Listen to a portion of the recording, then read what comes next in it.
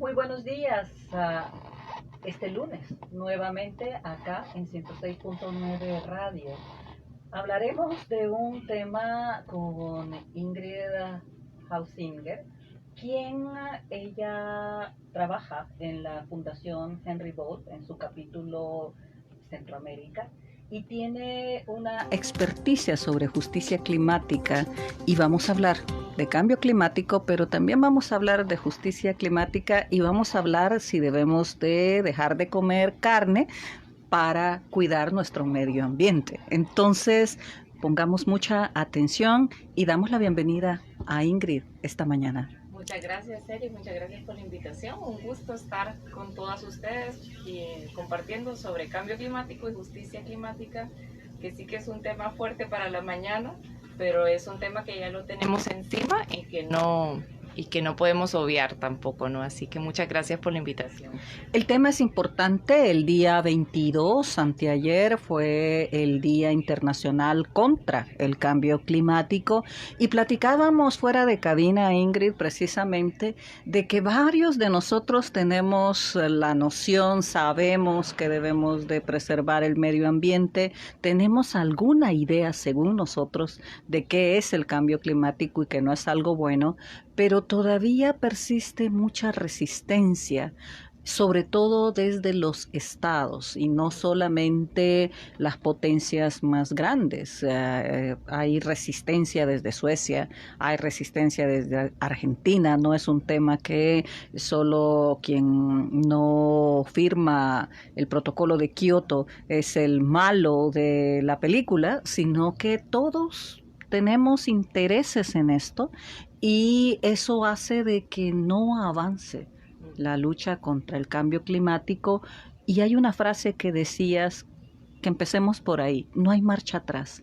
¿Qué quiere decir eso? Exactamente. Bueno, todos los años se genera un informe. Existe un grupo, para las personas que no conozcan, es un grupo de investigadores que a nivel mundial se reúnen y buscan el estado actual de la ciencia y buscan un acuerdo común de todos los países del mundo, donde dicen, bueno, este es el mínimo común en el que todos, sea Rusia, Estados Unidos, Alemania, Francia, Latinoamérica, México, Centroamérica, Guatemala, quien participa, estamos de acuerdo que la ciencia nos dice que esto es lo correcto.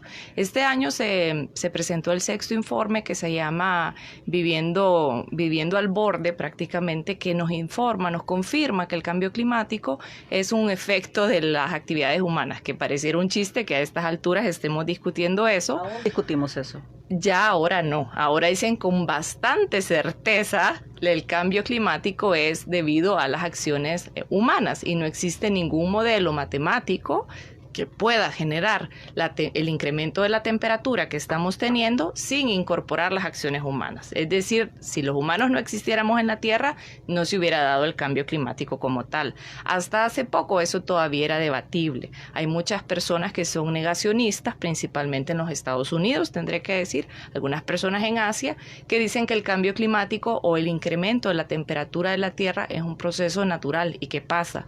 Que hemos tenido momentos donde la Tierra está con los polos congelados y los polos descongelados. La Tierra sola llegará nuevamente a un nivel en donde todos podemos estar tranquilos, ¿es eso? Bueno, es que la Tierra siempre está tranquila. Lo que pasa es cuál es el margen de temperatura que es ideal para nosotros humanos y en cuál nos hemos desarrollado como humanidad, ¿no? Sí es cierto que la Tierra ha estado por momentos sin capas de hielo en los polos y en momentos sí, como ahorita, que estamos en un periodo de pequeña glaciación, pero nunca se ha dado el incremento de temperatura tan rápido. En los últimos 2000 años, la Tierra siempre ha mantenido, inclusive en los últimos 2 millones de años, la Tierra ha mantenido una temperatura promedio de 14 grados. Pero ahorita hemos subido 1.1 grado arriba del promedio en cuestión de años, en un periodo que se hubiera tardado miles de años la Tierra en generar ese cambio. Nosotros lo hemos hecho en décadas, en 10 años lo que hubieran sido 1000 años o inclusive más. Entonces ese incremento tan brutal y tan rápido de la temperatura es el efecto de la humanidad en el clima de la Tierra. Entonces sí es lo que confirma el informe ahora, que es un efecto de la humanidad y que ya no hay marcha atrás. ¿Qué quiere decir esto? Que los gases que se han acumulado en la atmósfera, principalmente el dióxido de carbono, pero también metano y otros gases, viven tanto tiempo. Pues, por ejemplo, el dióxido de carbono es un gas que puede pasar cientos de años en la atmósfera. Entonces ya se acumuló tanto que vamos a tener que vivir los impactos del cambio climático, aunque el día de ahora dejáramos de emitir. Ya no hay marcha atrás. Está en el aire. Ya no se puede quitar. Eso va a tardar cientos de años en arreglarse. Los polos se van a seguir deshaciendo. El incremento del mar va a continuar. El océano se va a continuar, continuar calentando, aunque logremos reducir el aumento de la temperatura. Esa es la parte como sumamente fuerte del informe, ¿no? Y que es fuerte de aceptar cuando ya no nos pueden seguir diciendo estamos en la década de la acción. Es el lema ahorita. Tenemos 10 años para actuar, para frenar el incremento de la temperatura. Sí, es cierto, pero los impactos ya no hay quien nos salve. Podemos frenar que sea más allá que sean más fuertes, pero los impactos del cambio climático ya no se van a poder revertir. ¿Cómo se llama el informe al que haces referencia? ¿Y cómo ha sido recibido por parte de los estados? Si tengo entendido de que quisieron incluso algunos estados quitar del informe, incidir para que en el informe no se hablara de marcha atrás. ¿Cómo fue el informe? ¿Cómo se llama? Y además de su contenido que ya nos los has explicado, ¿cómo es posible de que a estas alturas todavía no entendamos que aunque parásemos ya, el daño ya está hecho por siglos? Exactamente.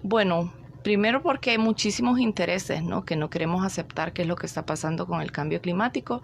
Podemos hablar un poquito de esto cuando introduzcamos el tema de justicia climática, si querés después. El informe es el 6º informe del IPCC, es el panel intergubernamental de expertos del cambio climático de las convenciones marco. Está para descargar en el internet. Hay un resumen corto para tomadores de decisiones, hay un resumen corto para más academia o ciencia y el informe completo que es larguísimo. Los gobiernos, justamente la BBC sacó creo que hace 2 días, un reportaje que se habían filtrado los intentos de lobby de muchos de los países como Australia o Argentina, los Estados Unidos, Saudi Arabia, por supuesto también, de tratar de modificar el contenido del informe y que no se utilizaran términos tan fuertes como el ya no hay marcha atrás, ya no vamos a poder borrar los efectos del cambio climático y que tenemos que inmediatamente dejar de utilizar y de subvencionar los combustibles fósiles, gasolina, gas licuado, los que sean, tenemos que dejar de usarlos, que no hay otra manera, que no podemos simplemente buscar con formas impulsadas por la humanidad como captura de carbono, que eso ya es un tema un poco más complicado que lo puedo explicar más adelante, pero el camino es dejar de usar combustibles fósiles de manera inmediata y dentro del informe también hay recomendaciones concretas, por ejemplo, para transformar la forma de vida, ¿no? Dentro de ellas incluso la dieta.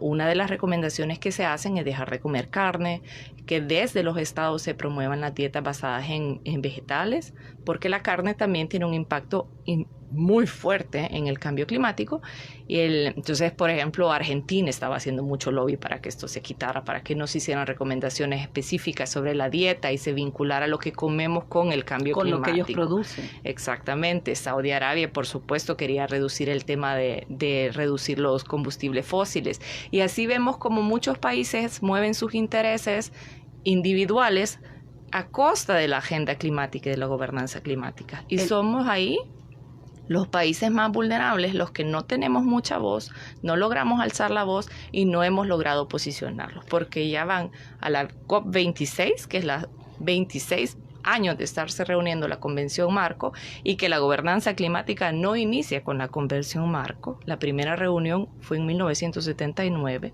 de la Organización Mundial de Meteorología y desde entonces se empezó a hablar de cambio climático. Desde entonces, con muchas incertezas, ahora con muchas certezas y la ciencia muy avanzada, pero no hemos avanzado lo que se esperaba, ¿no? La realidad es que las emisiones siguen subiendo a una tasa de 2.6%. No ha habido ninguna reducción desde el Acuerdo de París, que este año se cumplen 7 años de la firma del Acuerdo de París.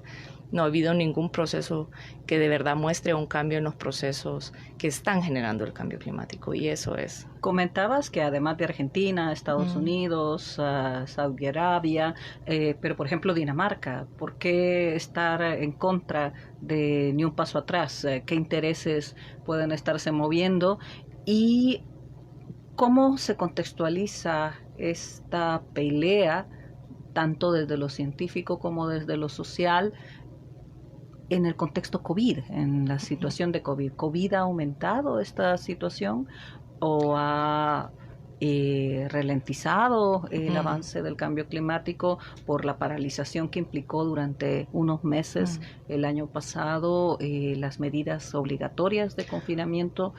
Y quizás este componente es más económico, pero ¿no tendrán alguna fundamentación estados como Argentina, que de por medio está toda su sobrevivencia agroexportadora? ¿Cuál es la alternativa? ¿Quién está actuando en función de, usted le dice a Argentina, deje de producir, comer y exportar carne, deje de que su economía sobreviva sobre ese modelo agroexportador? Pero ¿cuál es la alternativa entonces? Pues definitivamente todas y todos vamos a tener que pasar por un proceso de transformación socioecológica sumamente radical. Esa es la única forma que tenemos de mantenernos bajo los 1.5 grados. Ese 1.5 grados, ahorita tenemos ya un incremento de 1.1 grados. Entonces nos quedan 0.4. Para actuar a tiempo y lograr no pasar los 0.4, tenemos que lograr en los próximos 10 años reducir a la mitad de las emisiones que se generaban en el 2017. Eso es un cambio drástico de las economías. Y sobre todo aquí las que tienen que reaccionar son China, Rusia, la Unión Europea, Estados Unidos, India, que viene surgiendo un poco, ¿no? Pero con China, Rusia, Unión Europea y Estados Unidos, que son los 4 grandes que están generando, y dentro de la Unión Europea, Alemania principalmente también, que reaccionen y se pongan en camino y asuman que van a dejar de emitir gases de efecto invernadero, implica que tienen que transformar sus economías. Y no es un cambio fácil, y tampoco va a ser un cambio fácil para los países del sur como Argentina, que producen carne, buscar otras alternativas de hacerlo con menores impactos. ¿Y por qué es que demandamos este 1.5? Quizás primero te voy a contestar lo del COVID, porque lo del COVID es sumamente complejo, ¿no? Al principio sí hubo una reducción de las emisiones que se estaban generando en ese momento, durante la cuarentena. Obviamente no estaban los aviones, mucha gente no estaba utilizando el carro ni los barcos, entonces sí hubo una reducción. Pero lo mismo que nos dice el informe, ya hay tanto gas acumulado en las atmósferas que por un ratito que lo dejemos de usar no genera ningún impacto significativo. No. El clima tiene una inercia, el calentamiento global ya tiene una inercia que va caminando, y para que se vean los efectos de que dejemos de emitir emisiones se va a tardar años. Entonces hubo una reducción, pero no tiene ningún impacto en el cambio climático. Y lo segundo es que estamos viendo ahorita, y es un poco más difícil de analizar, que a raíz de la cuarentena, China dejó de producir, y es toda la crisis que estamos viendo en la cadena de suministros y todos los barcos que están ahorita parados en Nueva York y todo. Entonces, a raíz de esto, China había dicho que para el 2060 quiere tener carbono neutralidad. ¿Qué quiere decir eso? Que China tiene que dejar de usar carbono. El carbón es la principal fuente de energía de China, es sumamente barato, es el que más carbón produce en todo el mundo y es una de las fuentes más contaminantes para generar energía. Entonces China tiene que pasar a energías renovables. Ya había hecho un proceso y ha establecido una ruta para salirse del uso del carbón, por ejemplo, pero a raíz de esta crisis, ¿cuál fue lo primero que dijo? Todas adelante, máxima producción, generen todo el carbón que puedan porque necesitamos toda la energía de todo lo que no se hizo en la cuarentena. Ahorita hay un pico de demanda de recursos y de energía que nadie lo puede ni siquiera saciar porque es tanto. Y bueno, esperemos de que sea una fase. Y aquí, ¿qué puede ser? Que el incremento, el gas licuado ha subido a 400% su valor. El petróleo ha aumentado como un 30%, creo, ahorita. Entonces, puede ser bueno para las energías renovables si se sabe manejar esta agenda quizás y posicionarlas. Para generar una transición de manera oportuna. Pero obviamente las dependencias y decir, miren, las energías fósiles igual están ahorita más caras que nunca. Las energías renovables se han mantenido en su precio. Todo el traslado de las energías fósiles también es sumamente complicado y quizás se podría potenciar. Pero la realidad es que en el mundo las grandes empresas que producen petróleo no tienen ningún plan, ninguna estrategia para reducir su producción. Muy por el contrario, están abriendo nuevas plantas y si no son específicamente para generar combustibles, son para producir plásticos, que están hechos en el 90% de combustibles. Petróleo. Exacto. Entonces no hay ninguna línea que muestre una voluntad de verdad de la industria de reducir el consumo de combustibles fósiles que se está generando, ni tampoco de los estados de querer obligarles a hacerlo, que es el camino que se pide desde la justicia climática también, ¿no? Porque de todas las empresas que han generado la mayor cantidad de gases de efecto invernadero, hay un grupo que se llama las 100 grandes del carbón. Estas son las grandes empresas como la Holcim, por ejemplo, que la tenemos acá, que está dentro de esas grandes empresas del carbón, que han generado en su totalidad el cambio climático, podemos decir. ¿Qué responsabilidad recae sobre estas empresas? Y de estas empresas, más bien, hay un grupito de la junta directiva, de los dueños de esas empresas, que se ha beneficiado en una gran cantidad, económicamente por supuesto, de lo que estas empresas han vendido. Entonces, ¿a qué beneficio deja, por ejemplo, la Holcim en El Salvador? Que le han dado hasta premios de medio ambiente. Es una de las grandes contaminantes de carbono a nivel internacional y aquí está devastando los cerros en Metapán, contaminando agua, quitando acuíferos en una zona que es una reserva de biosfera trinacional con una cementera dentro. ¿Quiénes se benefician de la venta de todo el cemento? Seguramente hay muchas personas que están trabajando en la Holcim y que tienen un trabajo fijo, qué bueno. Y seguramente la Holcim hará sus trabajos de responsabilidad social, que de ninguna manera van a solucionar lo que es el daño que esta empresa está haciendo no solo a El Salvador y a esa zona de Nejapa precisamente, sino sí, hacia el mundo entero. Ahí ya introduciste el tema de justicia. ¿Cómo entender de que lo que están haciendo este tipo de empresas ahora tiene consecuencias y no dentro de siglos? Porque ese es uno de los problemas principales cuando una cultura extractivista, una cultura que se basa, un sistema que se basa en lo desechable y en la renovación de consumo constante, asume en el sentido de que las consecuencias de esto, si las hubiese, serán dentro de mucho tiempo. Yo ya seré rico, yo ya habré muerto, yo ya habré amasado una fortuna, ya no me importará que esto tenga consecuencias. Además que me compraré mi propia seguridad. Entonces, ¿cómo hablar de justicia climática cuando la reversión de los daños que se están causando estás hablando de siglos? Sí, son siglos, que es justamente lo que nos dice el informe. Bueno, en justicia climática es bueno que sepamos y que tengamos claro que existen varias distribuciones de quiénes son los que están generando el daño, digamos, el cambio climático. Uno son las grandes empresas, estas 100 grandes del carbono, donde están las petroleras, donde están las cementeras. Te interrumpo, de esas 100, Holcim está acá, ¿qué otras? Está acá. En Centroamérica, no solo en El Salvador. Sí, principalmente son las grandes de energía, pero hay, por ejemplo, Coca-Cola también está acá, Unilever también está acá, que está dentro de las 100 que más están contaminando en el mundo. Holcim, Coca-Cola, Unilever, por mencionar 3. Y Holcim es, por el recorrido histórico de las cementeras, la que más ha aportado a los gases de efecto invernadero. Otras, o Coca-Cola en otras áreas de contaminación también. Entonces, bueno, están las empresas y están las cabezas y los dueños y las familias de esas empresas. Y eso nos lleva a la distribución de, cuando se mira qué porcentaje del mundo y de la población emite cuántos gases de efecto invernadero, 1% de la población ha emitido el doble que el 50% de la población más pobre del mundo. 1%. Este 1% también son los mismos dueños de estas empresas. Entonces hay una doble responsabilidad aquí, ¿no? Y estamos viendo cómo se distribuye entonces los gases de efecto invernadero dentro de un grupo tan pequeño de la población mundial. 1% es responsable de esa gran cantidad de gases de efecto invernadero. ¿Qué responsabilidad cae sobre ellos, sobre las personas que van a vivir los impactos? Eso es a nivel de personas. A nivel de países, además, los países que no contaminan tanto o subdesarrollados, en vías de desarrollo, como le queramos llamar, que a mí no me gusta ese término, pero los países del sur global, en contrario a los países del norte, que ya los mencionamos, Estados Unidos, Europa también, Australia, todos los países del norte, los países que menos hemos contribuido apenas menos del 30% del total, somos los que ponemos el 90% de las muertes por todos los efectos del cambio climático. Y somos nosotros los que vamos a tener que pagar el 99% de los costos económicos del cambio climático. Los que causan esto están bien, los que tenemos poca responsabilidad en esto, sino más bien somos un efecto de este daño, estamos poniendo el 90% de los muertos. Exactamente. Y dentro de eso todavía, si diferenciamos más, son las mujeres las que mueren más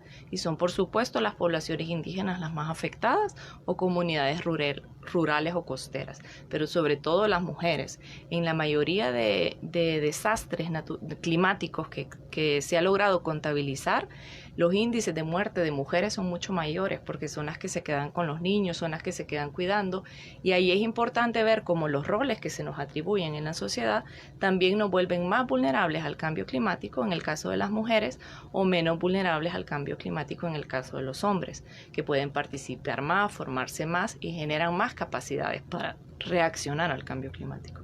Justicia climática, entonces, si nos están matando sobre la base de enriquecerse a costa de nuestra vida global, ¿dónde está la justicia en esto y cómo llegar a ella? Eso es justamente la demanda de este reconocimiento. Nace la justicia climática, de decir no todos hemos contaminado igual, no a todos nos afecta igual, a todos y a todas, y no es justo que todas y todos paguemos igual. Entonces, pedimos reivindicaciones y pedimos que se transformen los sistemas que han generado el cambio climático. Por eso es tan importante el 1.5. Si subimos más allá de 1.5 grados, que esta es como la bandera de la justicia climática, más personas en los países empobrecidos van a sufrir las consecuencias del cambio climático de una manera drástica. Más personas se van a quedar sin acceso al agua, más personas van a sufrir sequía, más personas van a sufrir inundaciones, y las personas que más lo van a sufrir son las personas empobrecidas, en los países empobrecidos vulnerables al cambio climático. Entonces decimos, no solo es que pongan el financiamiento para ver quién va a responder económicamente a lo que se pierda.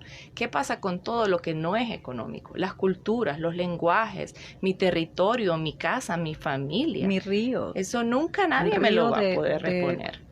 Del pueblo. Exactamente, lo que significa un río para mí, cómo yo interactúo con eso. ¿Quién me puede reponer eso? Eso no es dinero, eso es lo primero.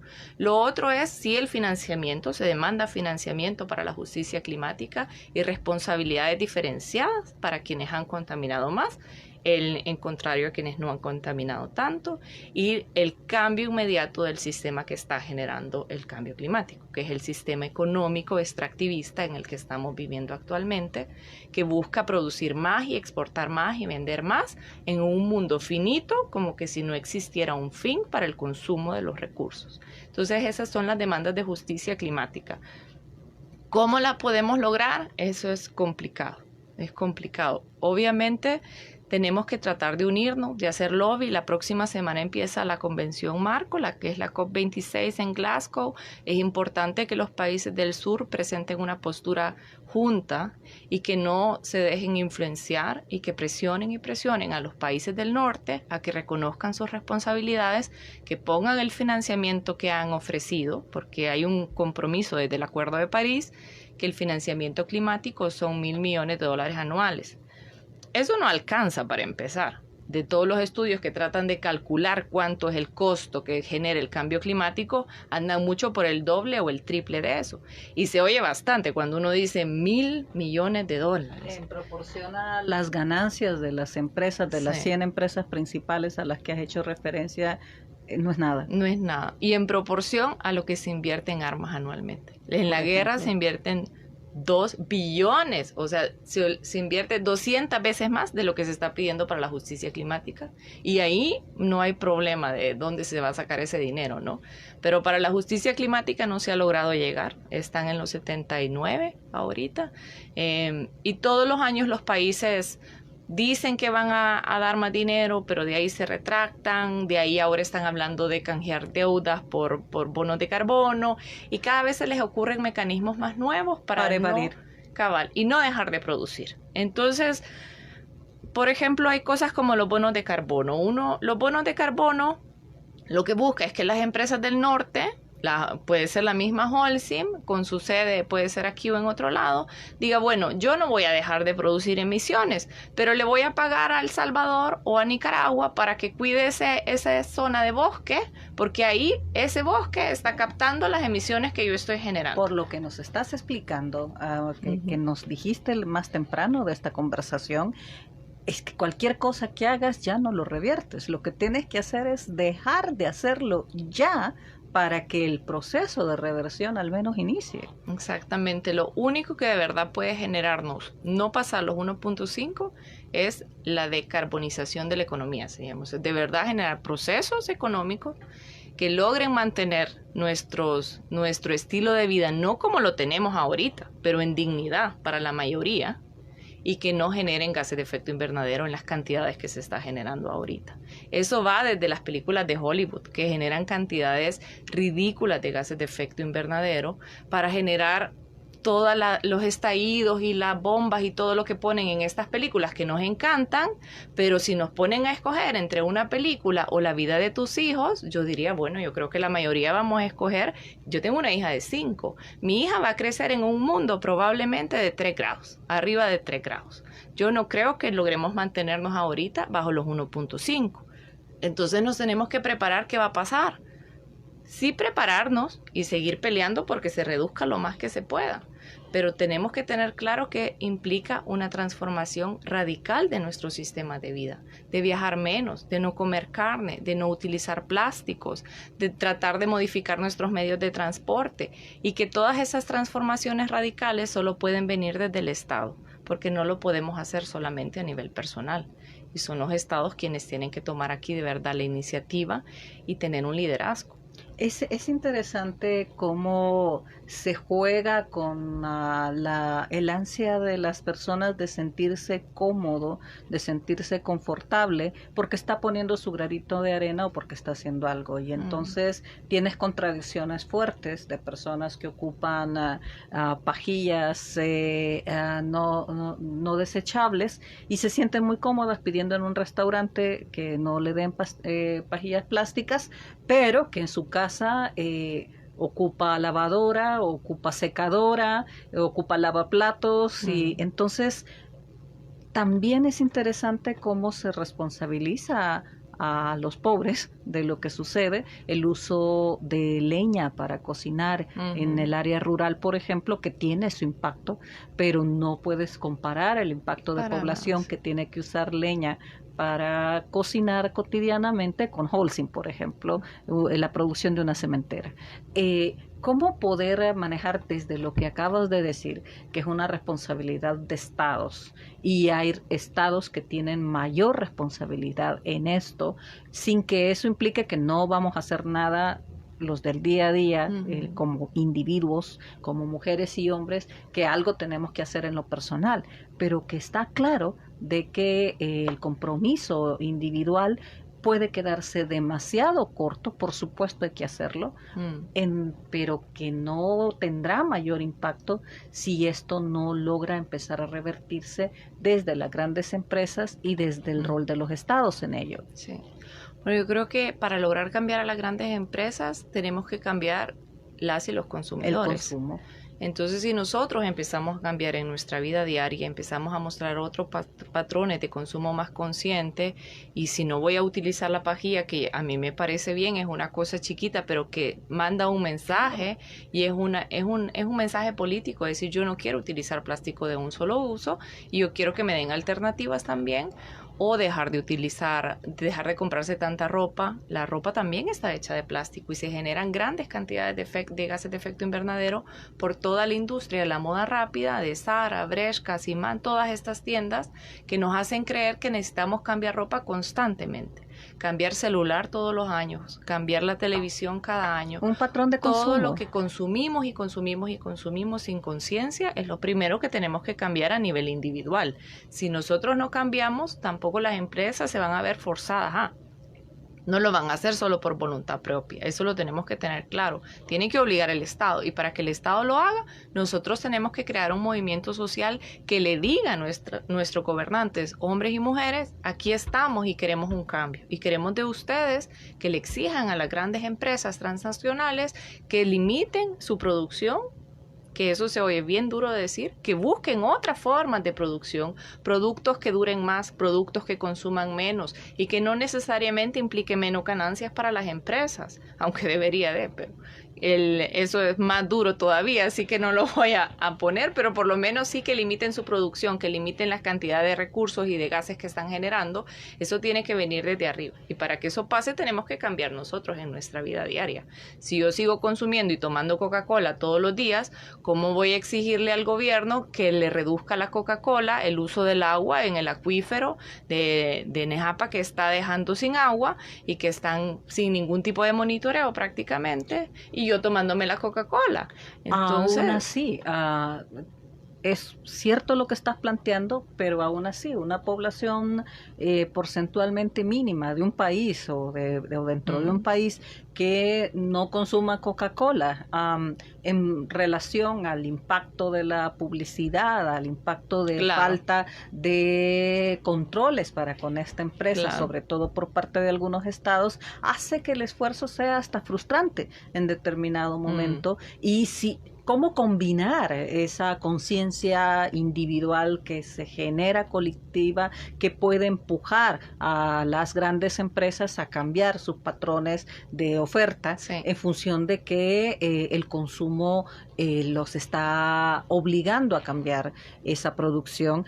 Pero el rol de los estados en términos de las responsabilidades que esto implica. Tú planteabas los bonos de carbono, o sea, si yo llego aquí a El Salvador y planteo, mire, siga permitiendo que yo siga produciendo cemento, pero le voy a dar dinero para que cuide los bosques, sin el análisis global que acabas de hacer, de que de nada servirá eso. Hay que cerrar las posibilidades de que una empresa continúe emitiendo gases y que continúe depredando el sistema más de lo que ya está dañado. Es ese marco global el que quisiera que en los pocos minutos que nos quedan en la entrevista pudiéramos visualizar colectivamente, y que nuestros radioescuchas pudieran tratar de entender de que, si bien es cierto, nuestro compromiso individual es clave, pero cómo generar procesos hacia los estados y sobre todo hacia las potencias desde países como los centroamericanos. Bueno, yo creo que todo inicia por lo individual para ir a lo colectivo, y de ahí llegamos al nivel del plano ya de nacional, regional e internacional, ¿no? Pero sí creo que es importante que empecemos nosotros por informarnos, por eso el acceso a la información es tan importante y que es una obligación del Estado también. Por ejemplo, ahorita El Salvador va a presentar nuevas NDCs, tengo entendido, en la otra semana, y nadie las conoce. Nadie las conoce. Hicieron el 22 de octubre una presentación junto a PNUD, mencionaron que tenían nuevas NDCs, el ministro lo tuiteó, pero no hay ningún link para conocerlas. Y más allá de solo para conocerlas, ¿por qué no hubo posibilidad de participar? Eso es otro derecho de nosotros como ciudadanos y ciudadanas. Es un derecho participar en la gobernanza climática, sobre todo en la formulación de los planes que van a llevar al país a estas grandes transformaciones que necesitamos. Entonces eso es algo que se está violentando ahorita para empezar y que se debería de cambiar, ¿no? Entonces, pero bueno, como países pequeños, lo que sí podemos hacer es más que todo visibilizar y continuar demandando, porque la verdad, los grandes que tienen que actuar son estos 5, y ellos están ahorita hablando de temas como impuestos de carbono, clubs de carbono, donde solo van a poder venderse entre ellos quienes puedan pagar los impuestos de carbono para tratar de reducirlo. Vamos a ver cómo se sigue desarrollando eso. Los países que están siendo afectados y que no son los emisores van a las COP principalmente para posicionar la voz por justicia climática. Y es un problema cuando los gobiernos van y no tienen claro que a eso van. sino que piensan que van a negociar con empresas solo por financiamiento climático, cuando no es esa la principal razón. Ahorita Centroamérica, la postura que tiene es una postura de mitigación por modificación de los sistemas agroforestales de caña, café, cacao. Entonces están enfocados en modificar la agricultura cuando deberíamos de estar enfocados en proteger y cuidar lo que tenemos. Yo no digo que está mal sembrar un árbol, pero es mejor no cortarlo. Y hay un montón de estudios que demuestran que con reforestación no vamos a lograr tampoco capturar todo el carbono que necesitamos, sino que tenemos que frenar el avance de la frontera agrícola, número 1. Y eso implica frenar los monocultivos y empezar a producir de una manera diferente. Entonces siguen hablando con un discurso de vamos a arreglar lo que está malo, como poniéndole una curita, sin querer aceptar que tenemos que cambiar de manera radical todo nuestro sistema de vida, desde la manera como producimos los alimentos, lo que consumimos, cómo nos vestimos, cómo nos movemos. Y mientras eso no pase, pues lastimosamente no vamos a lograr frenar el calentamiento climático, ¿no? Inevitable tocar este último tema, Ingrid, Bitcoin y cambio climático y medio ambiente. Sí, bueno, el primero que decir que yo sí estoy a favor de una moneda descentralizada. Yo no estoy en contra de eso, totalmente a favor. Nadie lo cuestiona. Sin embargo, no puedo yo creer que en estar frente a esta situación del cambio climático, la única moneda descentralizada que se les ocurra promocionar sea a base de la prueba de trabajo, que es una prueba totalmente innecesaria, que consume unas cantidades impresionantes de energía para poder asegurar la confianza de una moneda, que no es una moneda, pero del Bitcoin, ¿no? Entonces yo sí creo que tenemos que cambiar nuestro sistema financiero actual, que no funciona bien y que también emite muchos contaminantes y gases de efecto invernadero. Obviamente la bolsa de valores, los grandes bancos, la movilización del dinero. No es que no vamos a negar eso. Pero la pregunta aquí no es vamos a ir de una cosa que contamina a otra también, sino cómo logramos generar un sistema financiero que no genere gases de efecto invernadero y que sea carbono neutral. ¿Por qué estamos promoviendo un sistema que está generando un consumo masivo de energía? Que yo no puedo decir que es mucho menor que el otro, porque del otro no existe un estudio tan fuerte. Del Bitcoin sí lo hay, muchos de cuánta energía se consume. Sin embargo, la pregunta no es esa, ¿es ese el mejor camino? No es el mejor camino. Existen otras monedas digitales, otras formas de descentralizar la economía que no requiere el consumo masivo de energía como lo hace Bitcoin y que lo vamos a generar con energía geotérmica. Y entonces el resto del país que ya utilizaba energía geotérmica, ¿qué va a utilizar? Gas licuado, que es lo que se está generando la planta en Acajutla y la otra en Morazán. ¿El gas licuado qué es? Combustibles fósiles. Entonces, ¿qué estamos haciendo? Estamos generando un sistema que va a usar toda la energía renovable que tengamos geotérmica, y vamos a cubrir la demanda nacional con gas licuado, energía fósil. Entonces, es la lógica que no nos permite salir del cambio climático, lastimosamente, porque no dejamos de generar gases y no ponemos el bienestar de la vida humana y de los ecosistemas, no solo de la vida humana, de la tierra misma, por sobre los intereses económicos. Tenemos 3 minutos más. ¿Has hecho una relación, una cadena entre lo individual, lo colectivo, lo local, lo nacional, lo internacional, lo mundial, lo global? ¿Dónde tenemos que focalizarnos en un país tan pequeño como El Salvador, en un país dividido como El Salvador y en una Centroamérica que tampoco se caracteriza por ser unida y que va a un enclave en Glasgow la otra semana o esta semana, nuevamente con un discurso muy rezagado a lo que realmente está pasando? Bueno, posicionar la voz en Glasgow o en la convención, eso sí lo puede hacer, incluso el país más pequeño. Incluso, ya ni lo hablamos, pero el término de daños y pérdidas lo ponen los estados insulares. Hace muchísimo y no se ha logrado concretizar dentro de la convención marco, pero es un legado histórico de la lucha de los pequeños estados insulares. Es decir, no solo queremos de que se busquen planes para reducir las emisiones a largo plazo, queremos saber quién se va a hacer cargo también también de las pérdidas y los daños económicos y no económicos, y cómo ustedes van a empezar a hablar de reivindicación y de recompensar y de reparación, ¿no? Entonces sí es una voz que surge de un país y que dice yo quiero esto. En la Convención Marco todos los países tienen igual voz.